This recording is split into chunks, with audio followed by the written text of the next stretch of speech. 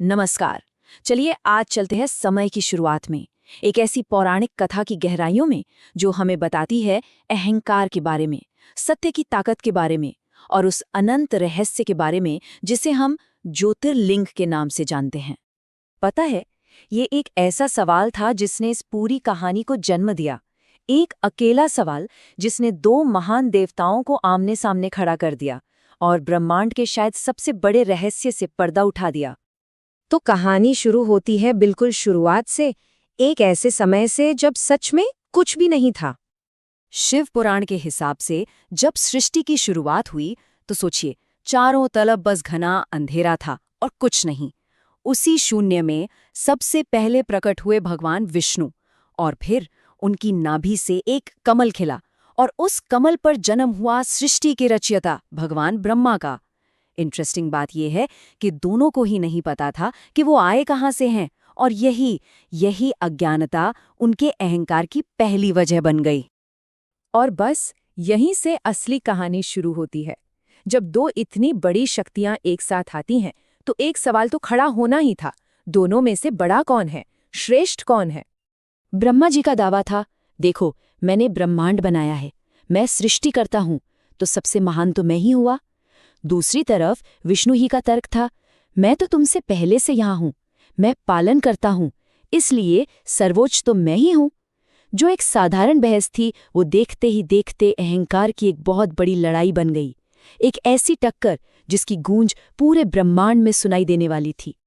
और ठीक उसी वक्त जब उनका ये झगड़ा अपने चरम पर था, एक ऐसी चीज हुई जिसने सब कुछ बदल कर रख दिया। अचानक उनके सामने आकाश को चीरता हुआ एक अनंत प्रकाश का स्तंभ प्रकट हुआ। सोचिए, एक ऐसा पिलर ऑफ लाइट जिसकी चमक इतनी तेज थी कि उसके आगे सब कुछ धुंधला पड़ गया और जिसका ना कोई सिरा था ना कोई अंत। इस स्तंभ की सबसे बड़ी, सबसे हैरान करने वाली बात यही थी कि इसका ना तो कोई शुरुआत दिख रही थी ना ही कोई अंत। ये एक तरह की कॉस्मिक फायर, एक ब्रह्मांडीय अग्नि से जल रहा था, और इसकी विशालता को देखकर ब्रह्मा और विष्णु दोनों का जो दिव्य अहंकार था वो एक पल में शांत हो गए, दोनों चुप हो गए। तो अब कौन बड़ा है ये सवाल पीछे छूट गया और उसकी जगह एक नई चुनौती ने ले ली।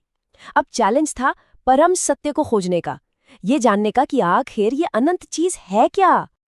तो दोनों देवताओं के बीच एक समझौता हुआ।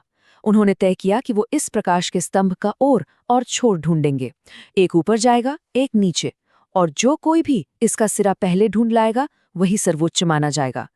तो अब उनकी लड़ाई एक तरह से ज्ञान की खोज बन चुकी थी।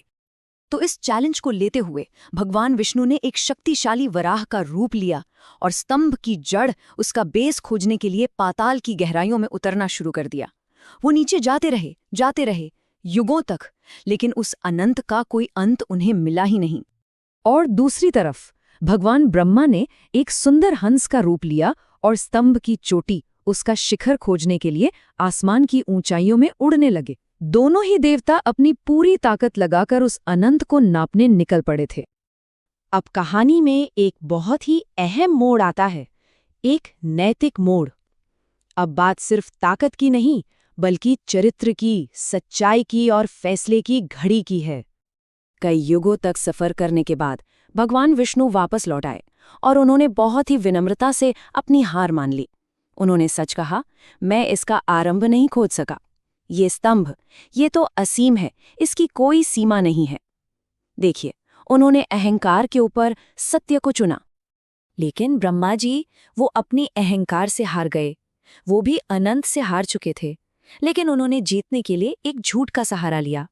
उन्होंने क्या किया कि वो एक केतकी के फूल को अपने साथ ले आए, एक झूठे गवाह के तौर पर, और दावा कर दिया कि हाँ, मैंने स्तंभ का शिखर देख लिया है।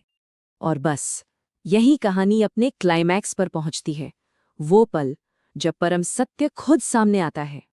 जैसे ही ब्रह्मा जी ने अपना ये झूठ बोला, वो विशाल प्रकाश का स्तंभ एक जोरदार धमाके के साथ फट गया और उसके अंदर से स्वयं भगवान शिव अपने पूरे तेज के साथ प्रकट हुए। वो आग का स्तंभ, वो पिलर ऑफ लाइट, कोई और नहीं बल्कि खुद शिव का ही निराकार अनंत रूप था। शिव का जो फैसला था वो बिल्कुल साफ था, सच और झूठ पर आधारित। उन्होंने विष्णु जी को उनकी सच्चाई के लिए आशीर्वाद दिया कि दुनिया में उनकी हमेशा पूजा होगी, और ब्रह्मा जी को उनके झूठ और अहंकार के लिए श्राप दिया कि धरती पर उनकी पूजा कभी नहीं की जाएगी। शायद यही वजह है कि आज हमें ब्रह्मा जी के मंदिर इतने कम देखने को मिलते हैं। तो अब सवाल उठता है कि ये ज्योतिर्लिंग आखिर है क्या? तो ये वही प्रकाश का अनंत स्तंभ है, भगवान शिव का वो सबसे पहला बिना किसी आकार वाला फॉर्मलेस रूप जो ब्रह्मांड में प्रकट हुआ। ये उनकी अनंतता का, उनके परम सत्य होने का प्रतीक है, एक निशानी है। तब भगवान शिव ने दोनों देवताओं को समझाया कि असल में परम ब्रह्म वही हैं। वो सृष्टि बनाने और उसे चलाने, इन सब से भी परे हैं। वही सबका आदि है और सबका अंत भी। ये ज्ञान मिलते ही ब्रह्मा और विष्णु दोनों का अहंकार पूरी तरह खत्म हो गया और उन्हें परम सत्य का एहसास हुआ। ये कहानी आखिर में हमें एक बहुत गहरे सवाल के साथ छोड़ जाती है।